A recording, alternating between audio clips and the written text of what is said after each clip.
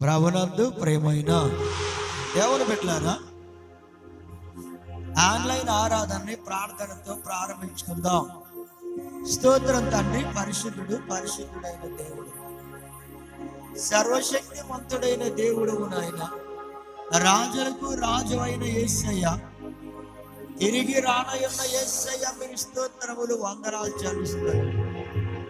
మీ దివ్యమైన వాక్యము నాయన నీ బిడ్డల హృదయాలకు అవసరమైన సంగతులను మీరు బయలుపరచమని ప్రార్థన చేస్తున్నాను తండ్రి.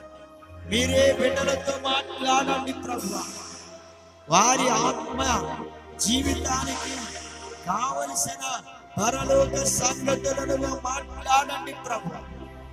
బిడ్డల హృదయాల్లో నెమ్మది, శాంతి, సమాధానం కలిగించండి. మీ వాక్యపు వెలుగులో బిడ్డలు నడిపించండి అయ్యా. బిడ్డలందరూ వాక్యం వినే బిడ్డలందరి జీవితాన్ని ఆశీర్వదించండి. రక్షణ లేని వారికి రక్షణ దయచేయండి. రక్షణ పొందిన బిడ్డలను బలపరిచి స్థిరపరచండి. యేసయ్య పరిశుద్ధ నామమును బట్టి ప్రార్థించి వాడుకొనుచున్నాము తండ్రి. ఆమేన్. జెసికా పాట పాడిన తరువాత వాక్యాన్ని విందాం.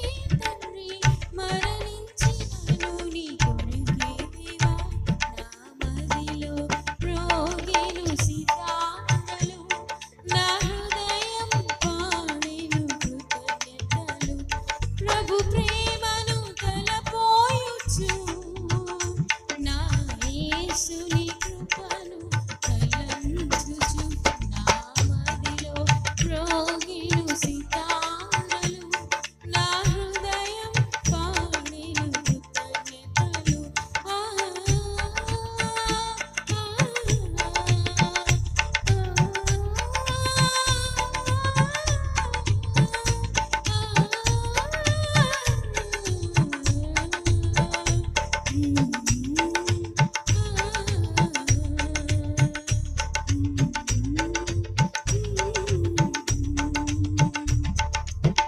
హల్లెలూయా.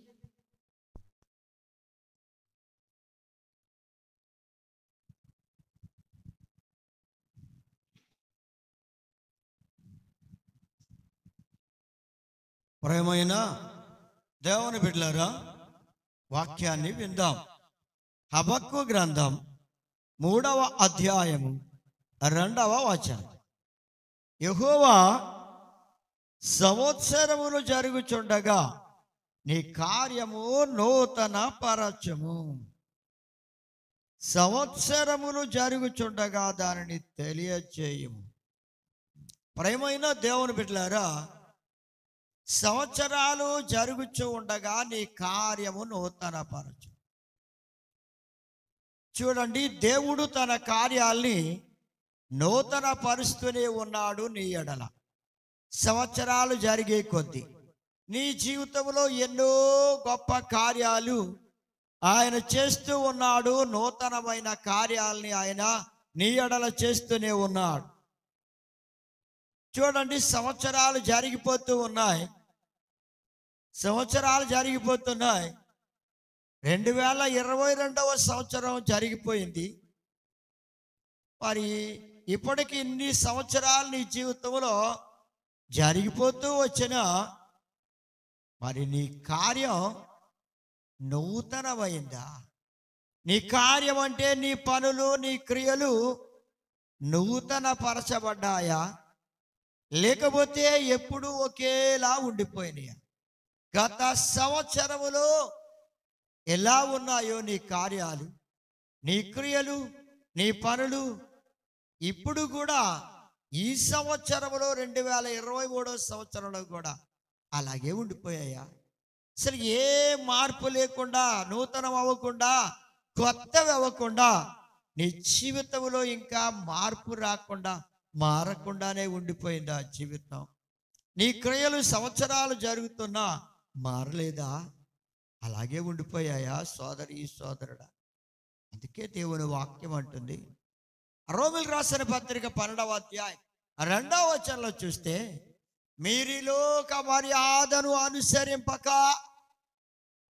ప్రియమైన దేవుని బిడ్డలారా, మీరీ లోక మర్యాదను అనుసరింపక ఉత్తమమును అనుకూలమును సంపూర్ణమునై ఉన్న దేవుని చిత్తాన్ని పరీక్షించి తెలుసుకోవాలి.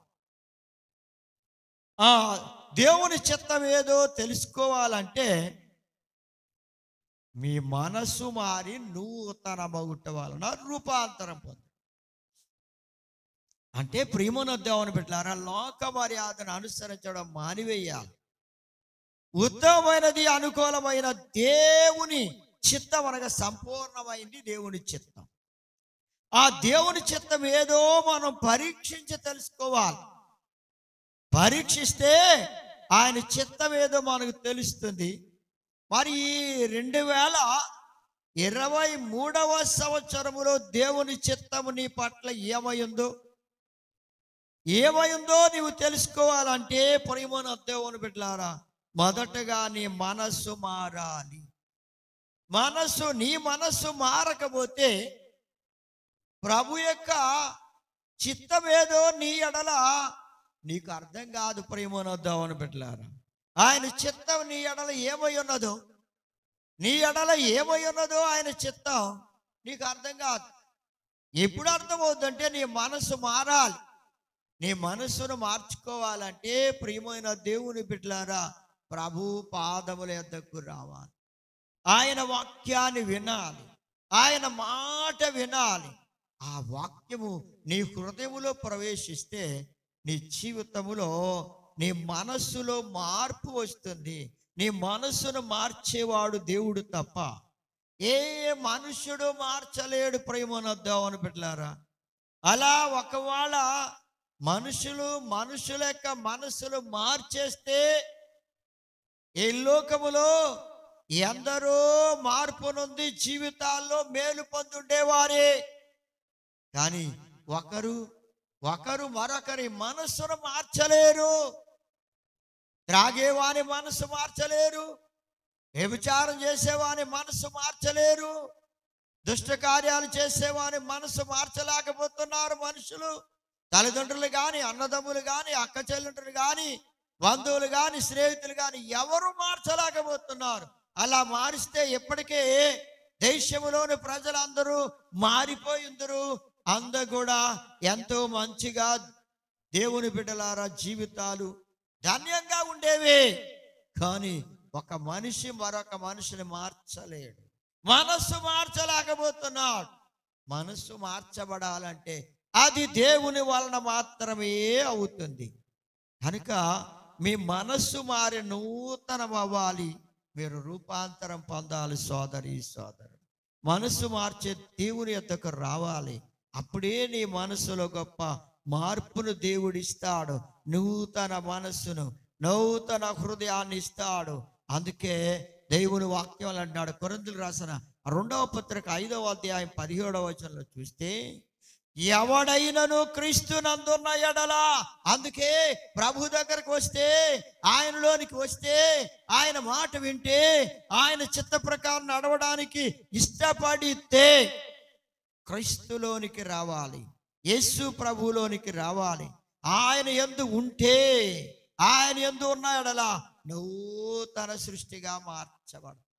ఆయన నిన్ను నూతన సృష్టిగా మారుస్తాడు, నూతన జీవితాన్ని ఇస్తాడు, నూతన హృదయాన్ని ఇస్తాడు, నూతన మనసునిస్తాడు, నూతన స్వభావమునిస్తాడు, నూతనమైన అంతరంగములో నూతనత్వాన్ని దాయిచేస్తాడు. ప్రియమైన దేవుని బిడ్డలారా, నీవిక నూతన సృష్టివే గాని పాత సృష్టివి కాదు. అంటే వాడి స్వభావాలతో, లోక స్వభావంతో, పాప స్వభావంతో నిండిపోయిన నీ జీవితం అది పాత సృష్టి. అది ఆ పాత సృష్టిలో జీవిస్తున్న నీవు ప్రభు నీలోనికి రాగానే, నీ మనస్సును దేవుడు మార్చగానే నూతన సృష్టిగా మారిపోతావు. కొత్త ధనం నీలో ఏర్పడుతుంది. ప్రేమనొద్దామని పెట్టారా? క్రొత్త ధనము ఏర్పడుతుంది. పాతవి గతించిపోతాయి. ఇక పాడు స్వభావం, చెడ్డ స్వభావం, అపవిత్ర స్వభావం, చెడు కార్యాలన్నీ నీలో నుంచి గతించిపోతాయి, తొలగిపోతాయి. ఇదిగో క్రొత్త వాయను, సమస్తము క్రొత్త వాయను. ఇక నీ బ్రతుకంతా కొత్తదిగా ఉంటుంది. కొత్త జీవితం, క్రొత్త బ్రతుకును కలిగి నీవు జీవించాలని ప్రభు కోరుకుంటూ, నీవు క్రీస్తులో ఉంటే ఇలాంటి మార్పు వస్తుంది. నీవు యేసునందుంటే చాలు, నీ మనసు మారి నూతన పరచబడుతుంది. ప్రేమనొద్దామని పెట్టారు. కొరింథీయులకు రాసిన 1వ పత్రిక 5వ అధ్యాయం 6-7 వచనాలు చూస్తే ఇక్కడ అంటున్నాడు, ప్రేమనొద్దామని పెట్టారా, అతిశయపడ్డం మంచిది కాదండి. నేను చాలా మంచివాడిని, ఎంతో మంచిదాన్ని, నాకు చాలా భక్తి జీవితం ఉంది, ఎంతో విశ్వాసం ఉంది అని నీ అంతటి నీవు అతిశయపడవద్దు. నేను చాలా గొప్పవాడిని, తెలివైన వాడిని, జ్ఞానవంతుడిని, జ్ఞానం కలిగిన దాన్ని అని అతిశయపడద్దు. గర్వించొద్దు. ప్రేమనొద్దామని బిడ్డ, అది మంచి పని కాదంటున్నాడు దేవుడు. మరి ఏది మంచి పని అంటే, పులిసిన పిండి ఏదైనా నీలో వస్తే, కొంచెమైన వస్తే, నీలో ఉన్న ఆ మంచి పిండి అంతటిని, మొత్తం అంతటిని కూడా మొత్తం పులియ చేస్తుందయ్యా. మంచి పిండిని, స్వచ్ఛమైన పిండిలో కూడా కొంచెము పులిపిండి గనక చేరిస్తే, పులిసిన పిండిని చేరిస్తే అది ఏమైపోతుందంటే మొత్తం అంతా కూడా, మొత్తం పాత్రలోని పిండి అంతా కూడా పులిసిపోతుంది. అందుకే ఏది మంచిదంటే, పులిసిన పిండి కొంచెం కూడా నీలో ఉండకుండా దాన్ని తీసి పారవేయాలి. ఏమిటి పులిసిపోయిన పిండి? కొంచెము పులిసిన పిండి అన్నాడు. ఆ కొంచెం పులిసిన పిండి అంటే దుష్టత్వము, దుర్మార్గము, చెడుగు. ఇలాంటి పాపమనే, దుష్టత్వము, దుర్మార్గమనే ఆ కొంచెము పులిసిన పిండి ఉంది, దాన్ని తీసి పారవేయాలి, దాన్ని వదిలిపెట్టేయాలి, దాన్ని బయట పారేయాలి. మంచి పిండిలోనికి, ఫ్రెష్గా ఉన్న పిండిలోనికి పులిసిన పిండి రానివ్వకూడదు. ఏ పాప స్వభావం కొంచెమైనా సరే నీ లోపలికి రానివద్దు సోదరుడు. అది వస్తే నీ జీవితం అంతటిని పాడు చేస్తుంది. అందుకే పులిపిండిని తీసి పారాయండి. ముందు ఆ పిండిని, లోపలికి వచ్చిన పిండిని తీసి బయట పారేయాలి. అది పారవేయబడితే ఉన్న పిండి అయినా మంచిగా ఉంటుంది, ఫ్రెష్గా ఉంటుంది. ప్రేమతో అని బిడ్డ, నీ జీవితం నూతనంగా ఉండాలి, నీ బ్రతుకు నూతనంగా ఉండాలి. ఈ సంవత్సరం అయినా సరే నీవు నూతనంగా ఉండడానికి సిద్ధపడుతున్నావా? లేకపోతే గత సంవత్సరంలో ఏ స్థితిలో ఉన్నావో అదే స్థితి నీలో కంటిన్యూ అవుతుందేమో ఆలోచించుకొని ఇప్పుడైనా ఒక గొప్ప మార్పును తెచ్చుకోవాలి. సోదరి, సోదరుడు, ఈ మార్పునిచ్చేవాడు దేవుడు, కానీ నీవు తెచ్చుకోలేవు. మానాలనుకుంటున్నావు, మరలా త్రాగేస్తున్నారు మనుషులు. చేయకూడదు అనుకుంటున్నారు, మరలా వ్యభిచారం చేసేస్తున్నారు. లేకపోతే పాడు కార్యాలు చేయకూడదు అనుకుంటున్నారు, పాడు కార్యాలే చేస్తున్నారు. అంటే మానవుడు తనంతట తాను పాపాన్ని మానలేడు, కానీ పాపాన్ని మాన్పించే దేవుడు ఉన్నాడండి. పాపమును నీలో నుంచి తీసివేసేవాడు, నీ హృదయాన్ని మార్చేవాడు, నీ జీవితాన్ని మార్చేవాడు, వాటి మీద అసహ్యం పుట్టించేవాడు, అపవిత్రమైన వాటి మీద అసహ్యం పుట్టించేవాడు ఉన్నాడు. ఆయనే ప్రభు అయిన యేసుక్రీస్తు. అందుకు ప్రభు అంటున్నాడు, మత్తయి సువార్త 18వ అధ్యాయం 3వ వచనం అంటాడు, మీరు మార్పు నొంది బిడ్డల వంటి వారైతేనే గాని పరలోక రాజ్యములో ప్రవేశింపరని మీతో నిశ్చయముగా చెప్పుచున్నానన్నాడు. మీరు మార్పు నొంది ఏం పొందాలంటే మార్పు పొందాలి. మీరు మార్పు నొంది బిడ్డల వంటి వారు అవ్వాలి. చంటి బిడ్డల వంటి మనసు రావాలండి. చంటి బిడ్డల్లా అవ్వాలంటే వృద్ధులైన వారు, నడి వయసులో ఉన్నవారు, యవనస్తులు మరలా చంటి పిల్లలు అవ్వగలరా అంటే అవ్వలేరండి.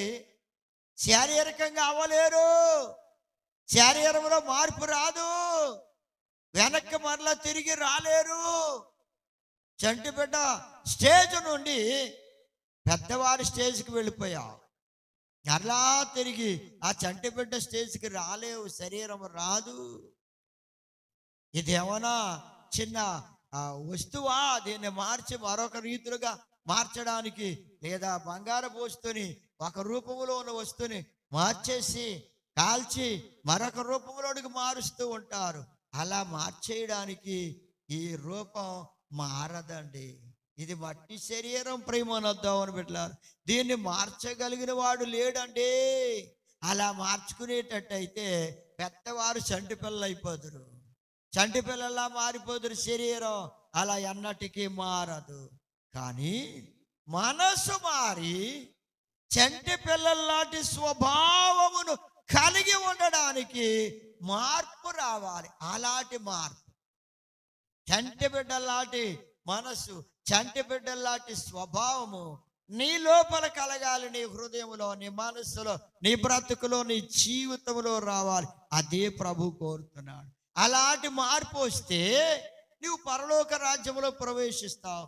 అలాంటి మార్పు రాకుండా ఉంటే, ఎంతకాలం మార్పు రాకుండా ఉంటే, ఎన్ని సంవత్సరాలు నీ మీద గడిచిపోయినా నీలో మార్పు రాకపోతే, నీ జీవితం మారకపోతే, నీవు పాపాన్ని విడవకపోతే, మోసాన్ని వదిలిపెట్టకపోతే, అపవిత్రతను విడిచిపెట్టకపోతే నీ జీవితం అలాగే ఉంటుంది. చంటి బిడ్డలాంటి స్వభావము, చంటి బిడ్డలాంటి మనసు, అలాంటి మార్పు నీలో రాదు. అది రావాలి అంటే నా ప్రియమైన దేవుని బిడ్డలారా, నీవు పాపాన్ని, అపవిత్రతని విడిచిపెట్టేయాలి, వాటిని అసహించుకోవాలి, చెడుతనాన్ని అసహించుకోమంటున్నాడు దేవుని వాక్యములు. అయితే ప్రియమైన దేవుని బిడ్డలారా, చూడండి, మార్పు నందడం అంటే, మార్పు నందడం లేకపోతే రూపాంతరం పొందడం అనేది చక్కని సందేశం ఏమిటంటే, ప్రేమను దేవుని బిడ్డలారా, మార్పును అందడం గురించి సీతాకోక చిలుకను చూడండి. ఈ సీతాకోక చిలుక దాని రూపాంతరం గనక మనం జాగ్రత్తగా పరిశీలన చేస్తే అది గుడ్డు దశ నుండి ఎగ్గ దశ నుండి గనక చూస్తే ఎగ్గ నుండి అది గొంగళి పురుగు క్యాటర్ పిల్లర్ దశకు వస్తుంది. క్యాటర్ పిల్లర్ దశలోనికి మారుతుంది. గుడ్డులో నుంచి ఆ ఎగ్గలో నుంచి క్యాటర్ పిల్లర్ వస్తుంది. ఆ క్యాటర్ పిల్లర్ చేసే పని చూస్తే చాలా భయంకరంగా ఉంటుంది. ఆ దశలో అది సీతాకోక చిలుకే, కానీ దాని రూపం వేరుగా ఉంది. ఇక్కడ ఏ రూపంలో ఉంది? అసలు రూపము టోటల్గా చూస్తే సీతాకోక చిలుక్కి క్యాటర్ పిల్లర్కి అంటే గొంగళపురికి అసలు సంబంధమే కనబడదు. ఆ రూపం వేరు, ఈ రూపం వేరుగా ఉంటుంది. ఇదేమో నాశనం చేసే స్థితిలో ఉంది, అది నాశనం చేయదు, ఎవరికి కీడు చేయని దశలో ఉంది సీతాకోక చిలుక. అయితే ఇక్కడ ఈ క్యాటర్ పిల్లర్ దశలో చూస్తే గొంగళి పురుగు మాత్రం ఎంతో భయంకరంగా ఆ చెట్టు అంతటినీ నాశనం చేస్తుంది. ఎలా నాశనం చేస్తుందంటే ఆకులన్నిటిని తినేస్తుంది. తిని చెట్టు అంతటినీ పాడు చేస్తుంది. నిజంగా ఎంత భయంకరంగా పాడు చేస్తుందో చూడండి. ప్రేమనద్దవన బిడ్డ, నాశనం కలగజేస్తుంది, కీడు కలగజేస్తుంది, బాధ కలగజేస్తుంది, శ్రమ కలగజేస్తుంది, శోధన కలగజేస్తుంది. అలాంటి దశ అది. అయితే అది మరలా తిరిగి ప్యూపాదశకు వచ్చినప్పుడు దాని చుట్టూ కోశం లాంటి నిర్మాణాన్ని ఏర్పాటు చేసుకుంటుంది. ఆ సెలైవతో కోశం లాంటి నిర్మాణాన్ని ఏర్పాటు చేసుకుని ఆ కవచం లోపల అది ఉండిపోతుంది. అలా ఉండిపోయిన తర్వాత కొద్ది రోజులకు ఆ కాయ లేకపోతే ఆ కోశం ఏమవుతుంది అంటే ఆ ప్యూపాదశలోన అది కాయ రూపంలో మారిన తర్వాత అది బదలయ్యి దానిలో ఉండి సీతాకోక చిలుక వస్తుంది. చూడండి, సీతాకోక చిలుక చూస్తే అందంగా కనబడుతుంది, గొంగళి పురుగు చూస్తే అసహ్యంగా కనబడుతుంది. దాన్ని చూస్తే అసహించుకుంటారు, దీన్ని చూస్తే అందరూ సంతోషపడతారు, ముచ్చట పడతారు. చూడండి, జీవితంలో ఎలాంటి మార్పు చూడండి, గొంగళి పురుగుకి సీతాకోక చిలుకకి.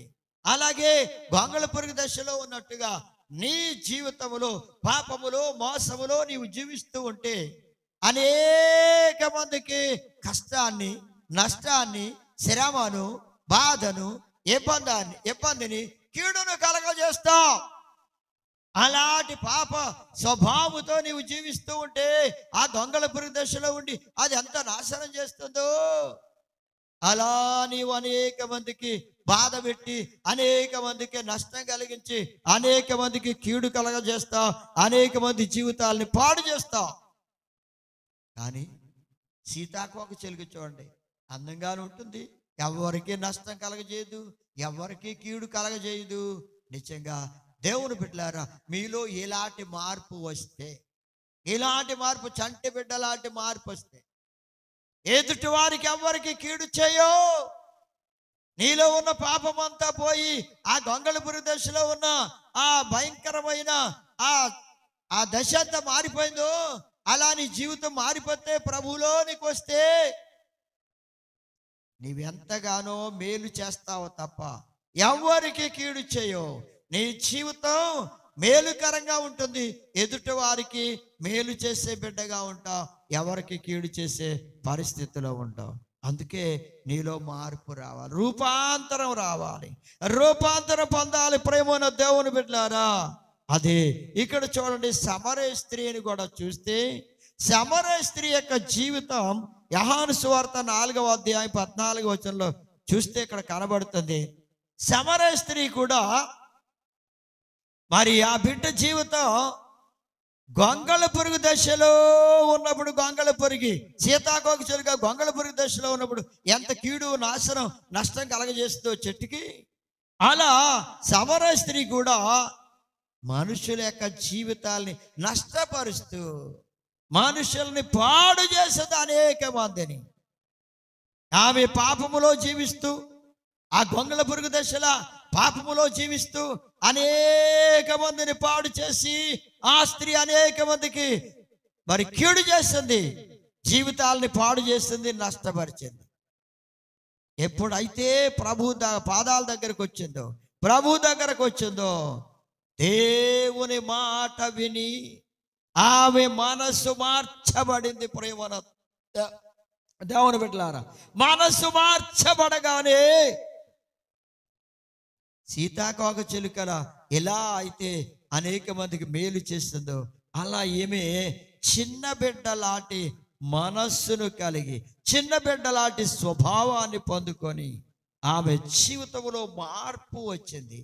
అలాంటి మార్పు రాగానే చిన్న బిడ్డ లాంటి చంటి బిడ్డ లాంటి మనసు రాగానే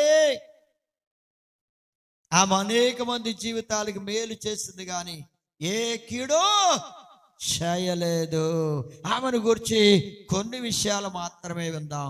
చూడండి, 4వ అధ్యాయము యోహాను సువార్త 14వ వచనంలో చూస్తే, ప్రభు దగ్గరికి ప్రభు ఏమో ఆ సమరయ ప్రాంతంలో ఉన్న ఆ సమరయ పట్టణంలో ఉన్న సుఖార్ అనే ఊరి దగ్గర ఉన్న బావి దగ్గరకు వచ్చాడు ప్రభు. ఆ బావి దగ్గర ప్రేమను దేవుని బిడ్డలారా, అది యాకోబు తవ్వించిన బావి. అక్కడ కూర్చున్నాడు ఆయన. నీరు త్రాగే ఉద్దేశంతో ఆయన కూర్చున్నాడు. అయితే అక్కడికి ఈ సమరయ స్త్రీ వచ్చింది నీళ్లు చేదుకొని వెళ్ళడానికి 12 గంటల సమయంలో. వచ్చిన తర్వాత ప్రభు అన్నాడు, నాకు దాహం అవుతుంది, నీళ్ళు ఇవ్వమ్మా అంటే ఆమె ఏదేదో చదువుకుంటూ వచ్చింది. ఆ నీళ్లు మీరు తాగకూడదు, మేము ఇచ్చే నీళ్లు మీరు తాగకూడదండి అయ్యా అని ఏదో భేదాలు చెప్తూ వచ్చింది. అంటే ఆమె నీళ్ళు ఇవ్వడానికి బదులు నీళ్ళకి కూడా భేదమే అంటుంది. మీరు తాగకూడదండి, మేము ఇస్తే మీరు తాగకూడదండి అని ఆమె చెప్తూ వచ్చింది. ప్రేమను దేవుని బిడ్డలారా, దేవుని వాక్యం చెప్తుంది, ఏ భేదము లేదు అని దేవుని వాక్యం చెప్తుంది. ప్రేమను దేవుని బిడ్డలారా, ఏమైతే భేదం చూపిస్తుంది మంచినీళ్ళు కూడా ఇవ్వడానికి. అయితే ప్రభు అన్నాడు, ఇదిగో నేను ఇచ్చే నీళ్లు త్రాగితే వాడు ఎప్పుడూ దప్పికగా ఉన్నాడు. నేను ఇచ్చే నీళ్లు త్రాగేవాడు ఎప్పుడైనా సరే దప్పిక కొనడు.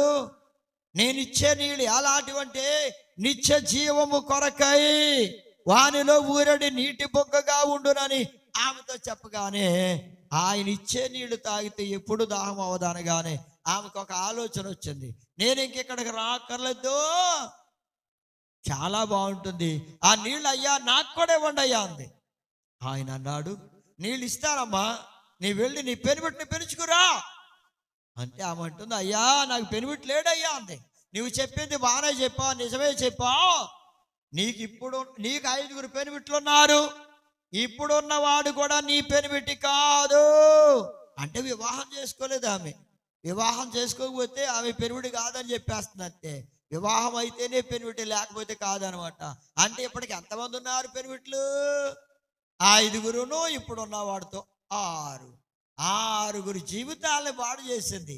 ఎంత పాడు చేసినా ఆమె ఒకడితో పాపం చేస్తుంటే 2వ వాడికి తెలియకుండా పాపం చేస్తుంది, అలా 3వ వాడికి తెలియకుండా, 4వ వాడికి తెలియకుండా, 5వ వాడికి తెలియకుండా, ఇప్పుడున్న 6వ వాడికి కూడా తెలియకుండా పాపం చేస్తుంది. ఎంత మోసకరమైన స్థితిలో ఉందో చూడండి. సమరయ స్త్రీ యొక్క మోసము ఎంత భయంకరమైన మోసములో ఉందో చూడండి. ఎంతగా జీవితాల్ని, ఎంతమంది జీవితాలను నాశనం చేస్తుందో. ఆ గొంగళపురుగు దశలో ఉన్న ఆ సీతాకోక చిలుక గొంగళపురుగు దశలో ఉన్నప్పుడు ఎలా నాశనం చేస్తుందో ఆకులన్నీ తిని చెట్టుకి, అలాగే ఈమె సమాజానికి ఎంతో కీడు చేస్తుంది. ఎందరో జీవితాల్ని నాశనం చేస్తుంది, ఎందరో జీవితాల్ని పాడు చేస్తుంది. ఇలాంటి పాడు చేసిన ఈ స్త్రీ ఆమెను గురించి ప్రభు అన్నాడు, అమ్మా ఆయన చక్కని మాట చెప్తున్నాడు, ఇప్పుడున్నవాడు కూడా నీ పెనిమిటి కాదులే, అయితేని 6వ వాడు కూడా పెనిమిటి కాదులే అని అనగానే ఆమెకి ఎక్కడ లేని భయం వచ్చేస్తున్నాడు. ఎందుకో తెలుసా?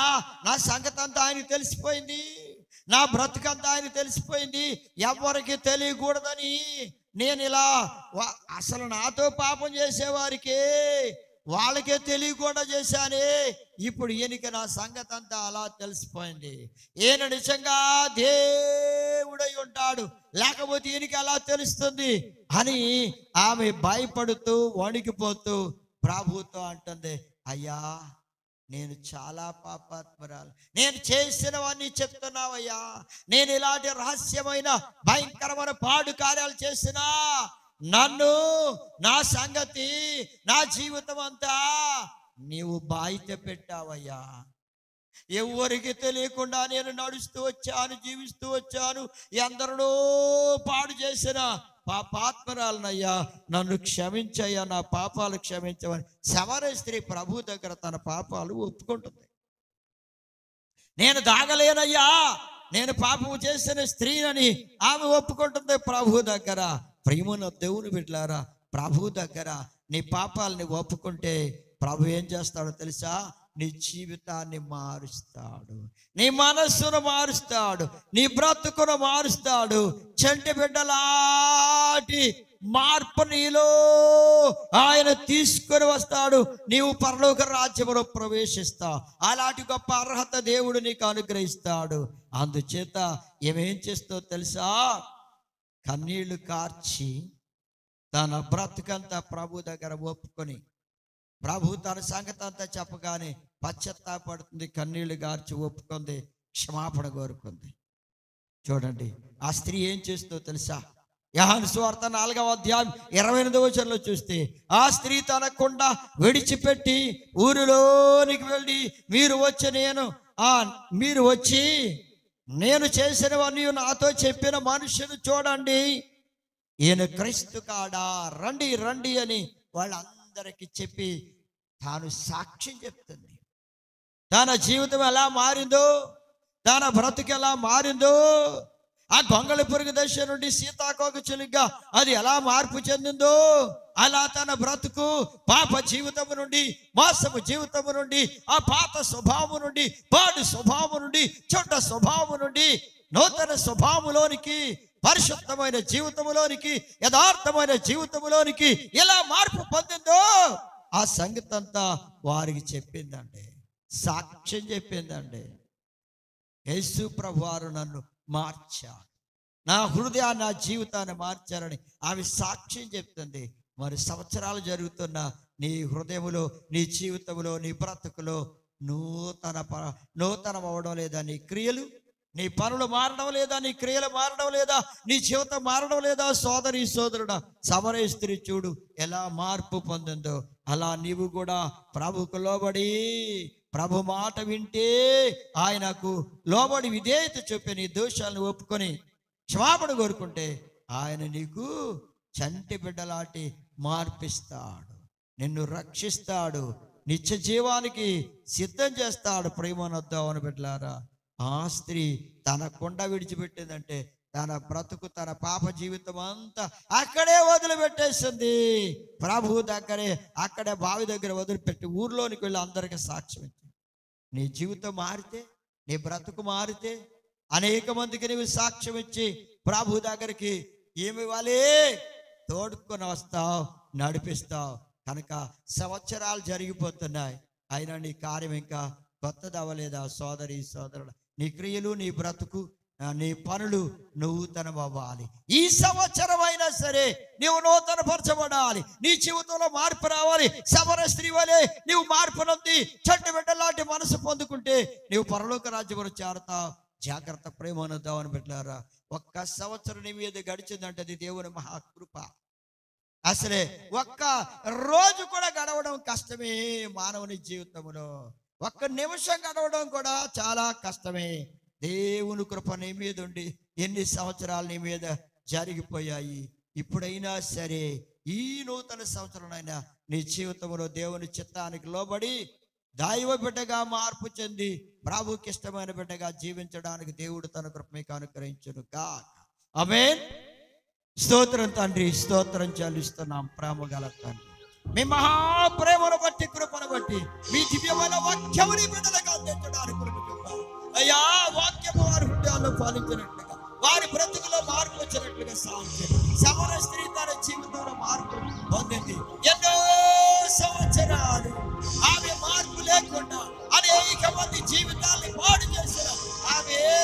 యేసయ్య మాట వినగానే ప్రభువా మీ మాట వినగానే ఆమె మార్పు చెందింది. ఆమె మనసును మార్చిన దేవుడు ఆమె రక్షించబడింది, గొప్ప రక్షణ ఇచ్చారు. అలా బిడ్డలందరి జీవితాల్లో రక్షణ లేని వారికి రక్షణ దయచేసి చంటి బిడ్డ లాంటి మనసు మార్పు పొంది మీ కొరకు జీవించినట్లు సాధ్యం. వాక్యం వినే బిడ్డలందరినీ దీవించండి, ఆశీర్వదించండి, వారి కుటుంబాలను కూడా దీవించండి. గ్రామాన్ని, రాష్ట్రాన్ని, దేశాన్ని, నాయకుల్ని అందరినీ దీవించమని యేసయ్య పరిశుద్ధ నామమును బట్టి ప్రార్థించి వాడుకొనుచున్నాం తండ్రి. ఆమేన్. మన తండ్రి అయిన దేవుని ప్రేమ, ప్రభు అయిన యేసు క్రీస్తు వారి కృప, పరిశుద్ధాత్మ